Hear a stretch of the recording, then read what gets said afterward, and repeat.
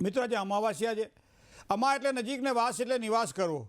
આજના દિવસ માટે સૂર્ય અને ચંદ્રમા 12 અંશથી અંદર જ્યારે આવતા હોય ત્યારે અમાસ થતી હોય છે। ચતુર્દશીનો ભાગ હોય ત્યારે, શુદ્ધ અમાવસ્યા હોય ત્યારે અને આગળનો ભાગ હોય ત્યારે, એકમનો ભાગ હોય ત્યારે આ પ્રમાણે 3 અમાસ દેખાય છે। એવી આજે અમાસ છે દર્શ અમાસ, મતલબ આજની અમાસ શ્રેષ્ઠ અમાસ માનવામાં આવે છે પિતૃઓની પૂજા માટે। ખાસ કરી અને કોઈ પણ કાર્યનો આરંભ કરવાનો હોય ત્યારે એમ કહે છે કે અમાસના દિવસે સારા કામ ન થવા જોઈએ, પણ ધર્મ ધ્યાન કરવાનું હોય, મંત્રના જાપ કરવાના હોય, પૂજા અને પાઠ કરવાના હોય, કોઈ પણ સારું કર્મ કરવાનું હોય, ખાસ કરી પોતાની મનોકામનાઓની પૂર્તિ માટે ભગવાન ભોળાનાથને યાદ કરવાના હોય, કુંડળીમાં રહેલા દૂષિત યોગો હોય એ દોષોનું નિવારણ કરવાનું હોય મિત્રો, તો આજનો દિવસ શ્રેષ્ઠ માનવામાં આવે છે। એવી છે આજની આ પૂર્ણમય અમાસ। હવે વાત કરીએ આજે દિન વિશેષની। સામાન્ય રીતે મિત્રો ઘણા બધા એવા પ્રશ્નો આપણને પજવતા હોય છે અને એવો જ એક પ્રશ્ન છે કે કયું રત્ન ક્યારે ધારણ કરવું જોઈએ, કોને એ રત્ન પહેરાય, કોને એ રત્ન ન પહેરાય। ક્યારેક ક્યારેક આંગળીની અંદર આપણને 2-3 રત્નો જોવા મળે છે એક હાથની અંદર, ક્યારેક ક્યારેક કોઈ રત્ન નથી પહેરતા હોતા, ક્યારેક ક્યારેક એકથી વધારે રત્નો ધારણ કરતા હોય છે। પણ આવા સમયે કયા વ્યક્તિઓએ કયા રત્ન ધારણ કરવા જોઈએ અને એ જ સારું રત્ન હોવા છતાંય ક્યારે કોને નુકસાન કરાવે છે, આ વસ્તુને આપણે આજે વિચારવી છે। કારણ કે આ વિચાર કરીશું તો આમ જાણે શેનાથી વિચાર કરવો, તો એમ કહે છે કે ભાઈ રવિવાર એ પહેલો વાર માનવામાં આવે છે, બરાબર। રવિ પછી તો સોમ છે, ત્રીજો મંગળવાર, ચોથો બુધ ગુરુ, પાંચમો અને છઠ્ઠો શુક્રવાર, શનિવાર તે 7મો છેલ્લો વાર ગણાય। તો પહેલાં રવિવારની વાત કરીએ તો મિત્રો રવિનો સ્વામી છે રવિ એટલે સૂર્ય। સૂર્યનું રત્ન કોને ધારણ કરવું જોઈએ, તો માણેક એ સૂર્યનું રત્ન છે અને માણેક પહેરવાના ફાયદા શું છે। બીજું, માણેકનું રત્ન એટલે કે સૂર્યનું રત્ન શા માટે ધારણ કરવું જોઈએ, માણેકની વીંટી કોણ પહેરી શકે અને માણેકની વીંટી કદાચ કોઈ ભૂલથી પણ જો પહેરી લે એવા વ્યક્તિઓ કે તો કયા પ્રકારનું નુકસાન થાય। તો સૂર્યનું આ રત્ન જે છે એ કેવી રીતે ધારણ કરે તો સફળતાની પ્રાપ્તિ થાય। તો પહેલાં તો હું તમને એક વાત કરું સૂર્યની। સામાન્ય રીતે સૂર્ય છે એ આખા રાશિમંડળનું પ્રતિનિધિત્વ કરે છે। ગ્રહોમાં સૌથી શ્રેષ્ઠ જેને કહી શકાય એ સૂર્ય છે, જે રાજા તરીકે આપણે એને ઓળખીએ છીએ। તો એના આધિપત્ય નીચે કઈ કઈ વસ્તુ આવે કે જેને સૂર્યનું રત્ન ધારણ કરવું જોઈએ, તો આધિપત્યની નીચે જો વાત કરીએ મિત્રો તો સૂર્ય એ પિતાનું પ્રતિનિધિત્વ કરે છે। કાલ પુરુષની અંદર કુંડળીમાં જે 12 ભાગ છે એમાં 10મા ભાગનું પ્રતિનિધિત્વ કરે છે, મતલબ પિતાનું પ્રતિનિધિત્વ કરે છે। તમારી આવડત, તમારી રુચિ, તમારું જ્ઞાન, સાથે સાથે આરોગ્ય, આ બધી બાબતો ઉપર સૂર્યનો પ્રભાવ આપણને જોવા મળે છે। હૃદયની વાત કરીએ, રાજ્યાશ્રય અથવા તો નોકરી સરકારી કરતા હોય અથવા રાજ્ય કૃપાની વાત કરીએ તો એમાં સૂર્યનું આધિપત્ય આપણને જોવા મળે છે। સાથે સાથે આ શરીરની વિચાર કરીએ તો શરીરની અંદર જે હાડકાં જે છે એ હાડકાની અંદર જે ફોસ્ફરસ છે એ સૂર્યનું પ્રતિનિધિત્વ, હાડકાં ઉપર સૂર્યનું પ્રતિનિધિત્વ છે। આવા સમયે આંખની વિચાર કરીએ તો આંખમાં 2 આંખ છે, ડાબી અને જમણી। તો જમણી આંખ જે એ સૂર્યનું પ્રતિનિધિત્વ કરે છે। ઘરની અંદર, પરિવારની અંદર જો વાત કરીએ તો કુટુંબની અંદર જે આપણાથી મોટો ભાઈ હોય એ ભાઈ ઉપર સૂર્યનું પ્રતિનિધિત્વ આપણને જોવા મળે છે। સાથે સાથે કોઈપણ પ્રકારના ન્યાયિક કાર્યો, જેને કે ન્યાય સંબંધી કોઈ કાર્ય કરવાના હોય તો એવા સમયે રાજા છે સૂર્ય, તો સૂર્યનું પ્રતિનિધિત્વ આપણને જોવા મળે છે। દવા લેવાની હોય, કોઈ પણ મેડિસિન લેવાની હોય ત્યારે ઔષધિઓની અંદર પણ સૂર્યનું પ્રતિનિધિત્વ આપણને જોવા મળે છે, કારણ કે ઔષધિઓનું પોષણ એ સૂર્યના કિરણો દ્વારા થાય છે। તો એ પ્રમાણે આપણે સૂર્યના પ્રતિનિધિત્વને જોઈ શકીએ છીએ। હવે કોઈ પણ શરીરની અંદર એક્સરે, ફોટોગ્રાફી, કોઈ કિરણો જેની અંદર નાખવાના હોય અને પછી કંઈક પ્રાપ્ત કરવાનું હોય એવા સમયે આ ફોટોગ્રાફીમાં પણ આપણને સૂર્યનું પ્રતિનિધિત્વ જોવા મળે છે। હવે મિત્રો હું તમને કહું, સૂર્ય એ સામાન્ય રીતે હું તમને બહુ આમ કેવું કે ભાઈ ઉચ્ચ અધિકારી વર્ગ સાથે જ્યારે તમારે કંઈ કામકાજ પાર પાડવાનું હોય અથવા તો કોઈ પણ અધિકારી વર્ગ સાથે તમારે કોઈ કામકાજ કરવાનું હોય, સરકારી કામકાજ કરવાના હોય, તમારા પોતે જ્યાં નોકરી કરી રહ્યા છો ત્યાં ઉચ્ચ અધિકારી વર્ગને રાજી રાખવાનો હોય, તો આવા સમયે જે વ્યક્તિ સૂર્યનું રત્ન ધારણ કરે તો એને સારી સફળતાની પ્રાપ્તિ થાય છે। એના સંબંધો કામ લાગે છે, કારણ કે સારા સંબંધો કેળવવા માટે મહેનત માણસ બહુ કરતો હોય અને છતાં જ્યારે અબજસ મળતો હોય ત્યારે સૂર્યનું રત્ન ધારણ કરે તો એને સારી સફળતાની પ્રાપ્તિ થાય। હવે તમે જો પિતા હોય કે પરિવાર હોય એનું પ્રેમ સંપાદન કરવાનું। ઘણી વખત આપણે ઘણું બધું કરી નાખીએ, એમ કહેવાય છે કે આ નાના ભાઈએ જાત ઘસી નાખી, પણ જ્યારે ભાગ પાડવાના આવ્યા ત્યારે મોટા ભાઈને ભાગ વધારે મળ્યો, નાના ભાઈને ભાગ ઓછો મળ્યો અથવા તો ના મળ્યો, અથવા તો પિતાએ ખુદ નાના ભાઈ સાથે અવિવેક કર્યો જેના કારણે જે કંઈ પૈતૃક સંપત્તિની અંદર મળવું જોઈએ એ ના મળ્યું। તો આવા સમયે મિત્રો સૂર્યને ધ્યાનમાં રાખાતો હોય છે કુંડળીની અંદર, તો આવી બાબતોમાં પણ સૂર્યનું રત્ન ધારણ કરવાથી સફળતાની પ્રાપ્તિ થાય છે। આંખો નબળી પડતી હોય ત્યારે, શરીરમાં હાડકાં નબળા પડતા હોય ત્યારે હંમેશા સૂર્યના પ્રતિનિધિત્વને આપણે જોતા હોઈએ છીએ મિત્રો. તો આ થઈ બાહ્ય વાતો. આંતરિક વાતોની જો વાત કરીએ આપણે તો જન્મ કુંડળીની અંદર એમ કહેવાય છે કે સૂર્ય એ અષ્ટમેશ થઈ અને 5મા અથવા તો ભાગ્યસ્થાન એટલે 8મા સ્થાનનો એક તો માલિક બનતો હોય અને બેઠો હોય કે 5મા સ્થાનમાં કે 9મા સ્થાનની અંદર. તો 5મું સ્થાન એ સંતાનનું સ્થાન છે, 9મું સ્થાન એ ભાગ્યસ્થાન છે. તો આવા સમયે એ વ્યક્તિ સૂર્યનું રત્ન ધારણ કરે જ્યારે ભાગ્યનું પ્રબળ બને અને સાથે સાથે સંતાનનું સારું સુખ મળે અને પારિવારિક સુખાકારીમાં વૃદ્ધિ થાય, આકસ્મિક ધનલાભના યોગો પણ સૂર્ય આપે. તો સૂર્યનું રત્ન માણેક જેનો અષ્ટમેશ એટલે 8મા સ્થાનનો માલિક જો 5મા સ્થાનમાં અથવા 9મા સ્થાનમાં બેઠેલો હોય ત્યારે આવો વ્યક્તિ સૂર્યનું રત્ન ધારણ કરી શકે છે. બીજે અને 12મે જો સૂર્ય હોય, સામાન્ય રીતે બીજે અને 12મે સૂર્ય જ્યારે પડે ત્યારે શું કહે છે કે માણસની આંખો નબળી થાય. અમુક લોકો 24-25 વર્ષે ચશ્મા આવી જાય, અમુક લોકોને 48 વર્ષે બેતાલા એટલે 42 વર્ષે આવે, અમુક લોકોને બાલ્યકાળથી અભ્યાસ કરતા હોય ત્યારે જ મોટા મોટા ચશ્માઓ આપણને જોવા મળે છે. ત્યારે આવા સમયે આ વ્યક્તિને ચશ્મા આવશે કે નહીં, આંખ નબળી પડશે કે નહીં, ત્યારે જે જ્યોતિષના જે શુક્ન જ્યોતિષી છે બીજા અને 12મા સ્થાનમાં જો સૂર્યનું પ્રતિનિધિત્વ જોશે તો તરત તેની કુંડળીમાં લખી નાખશે કે આને આંખો નબળી પડવાના કારણે ચશ્મા વહેલા આવશે. શું કામ કે બીજું અને 12મું સ્થાન જ્યારે સૂર્યથી હોય ત્યારે એમ હંમેશા આંખો નબળી થતી હોય છે. તો આ વસ્તુ આપણે જોઈશું.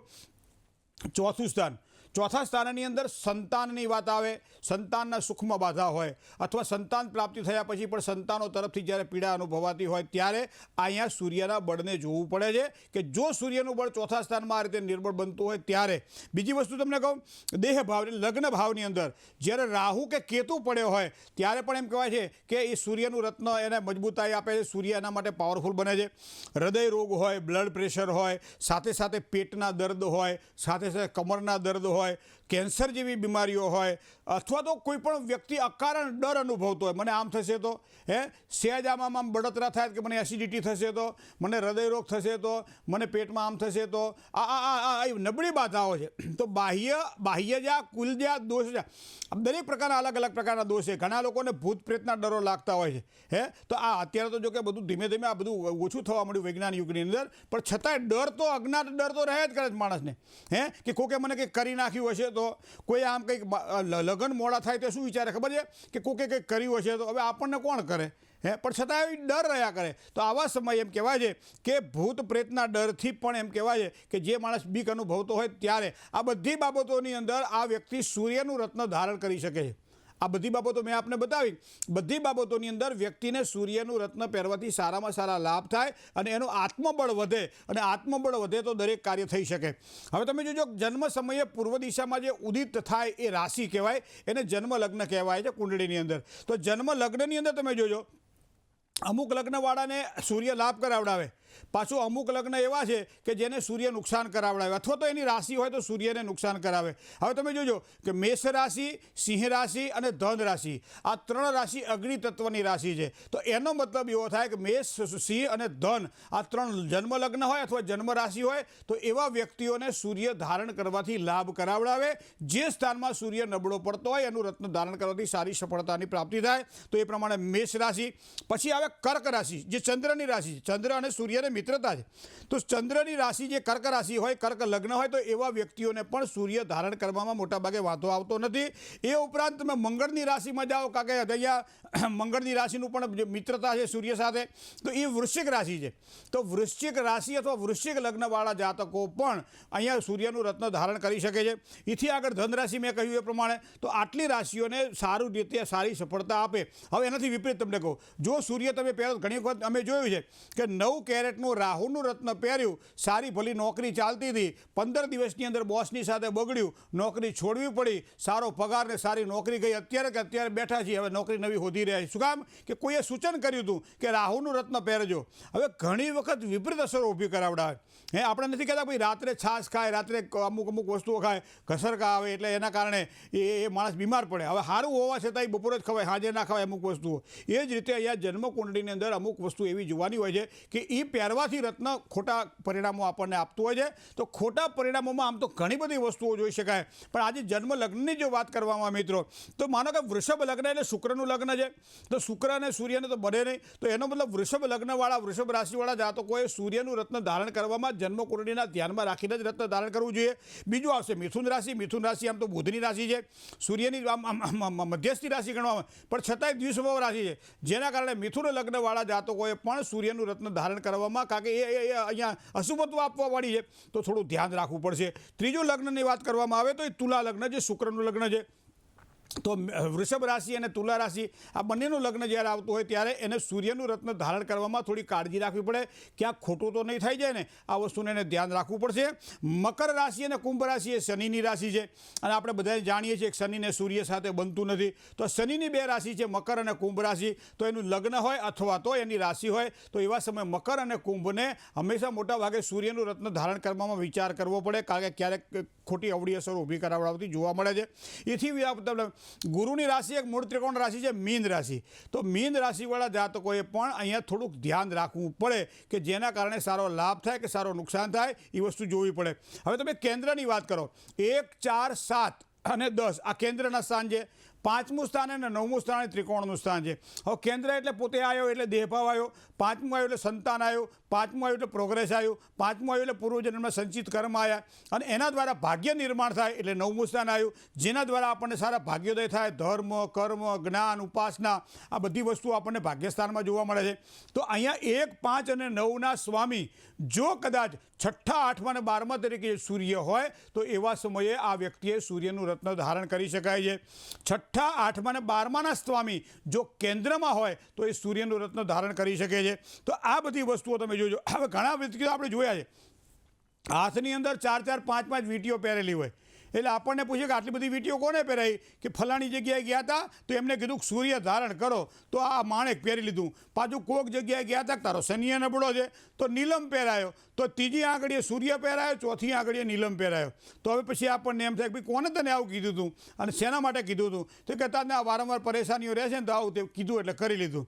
એ ખબર છે આપણને, દૂધમાંથી જ દહીં બને ને, દૂધમાંથી જ છાશ બને ને, પણ દૂધને દહીંને હાથે ખવાય, દૂધને છાશને હાથે ખવાય ના ખવાય. તો આ આપણી પાસે જ્ઞાન હોય તો કયું રત્ન કેવી રીતે અને ક્યારે ધારણ કરવું એ પણ થોડું સમજી લો, કારણ કે એ સમજશો તો વધારે સારી સફળતાની પ્રાપ્તિ થશે. હવે તમે જ માનો સૂર્યની રત્નની જ વાત કરવી, બીજા રત્નની વાત આ નથી કરવી, બીજા રત્નની વાત બીજા કાર્યક્રમમાં કરીશું. પણ માણેક જેને રત્ન ધારણ કર્યું હોય એને અમુક રત્ન ધારણ ન કરવા જોઈએ. કયા કયા રત્ન ધારણ ન કરવા જોઈએ? એક તો એને મોતી ના પહેરાય. જેને માણેક ધારણ કર્યું હોય એ ચંદ્રનું રત્ન મોતી આવે છે, માનસિક અશાંતિ છે એના માટે મોતી, એટલે સૂર્ય અને ચંદ્ર ભેગા પહેરી લીધા તો ના પહેરાય. બીજી વસ્તુ છે પરવાળું, તો પરવાળું ના પહેરાય એને. અને ત્રીજી વસ્તુ છે પોખરાજ.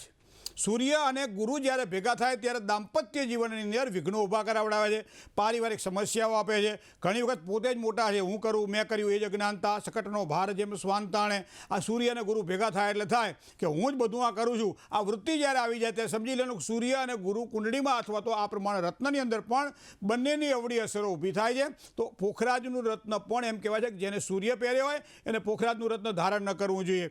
તો આ વસ્તુ આ મિત્ર છે, સોરી આ ત્રણે ત્રણ મિત્રો છે. સૂર્યની એટલે માણેકની અંદર મોતી પહેરી શકાય, સૂર્યની અંદર પરવાળું પહેરી શકાય, સૂર્યની અંદર પોખરાજ પહેરી શકાય. આ 3 રત્ન એના મિત્ર છે એટલા માટે, સોરી. હવે બીજી વાત તમને કહું, બે નંગ ના પહેરાય. જેને માણેક પહેરવાનું હોય, જેને માણેક પહેર્યું હોય એટલે ખાસ ધ્યાનમાં રાખજો કે 2 રત્ન એને એની સાથે ધારણ ન કરવા. કયા કયા? એક તો નીલમ ના પહેરાય, શનિનું રત્ન નીલમ આવે છે, નીલમ ના પહેરાય. અને બીજું ડાયમંડ એટલે હીરો ના પહેરાય એને. જો આ 2 રત્ન ધારણ કરે તો એને અવળી અસરો ઊભી કરાવડાવે. અને સાથે સાથે પાનું છે ને એ કદાચ જો કુંડળીમાં બીજા ગ્રહો નબળા હોય તો પાનું પહેરી શકાય. સૂર્યથી બુધ પાછળ હોય તો પાનું પહેરી શકાય. બુધ કેન્દ્રાધિપતિ ત્રિકોણનો માલિક બની અને ખાડે પડેલો હોય તો એ પાનું પહેરી શકે છે. તો આ પ્રમાણે એક રત્નની અંદર કેટલી બધી વસ્તુઓ જોવાતી હોય છે મિત્રો. ખાલી કોઈએ કીધું ને આપણે પહેરી લીધું, એમાં પછી રત્નની ચિકિત્સા, રત્નના પરિણામો, રત્ન કેવા હોય, સાચા છે ખોટા, કેટલાના મળે, આ બધી વસ્તુઓને ધ્યાનમાં રાખી અને કઈ ધાતુમાં એને ધારણ કરવું જોઈએ, કયા વારે કયા નક્ષત્રમાં ધારણ કરવું જોઈએ, એના પર કયા પ્રકારની પૂજા થવી જોઈએ, ત્યારબાદ શુદ્ધ કરી અને રત્ન ધારણ કરવું જોઈએ. આ બધી જ વસ્તુઓ આપણને રત્ન ચિકિત્સામાં જોવા મળે છે. તો રત્ન ધારણ કરતી વખતે આ વસ્તુ સૂર્ય માટે તો ખાસ તમે જોઈ જ લેજો મિત્રો. જય ગણેશ.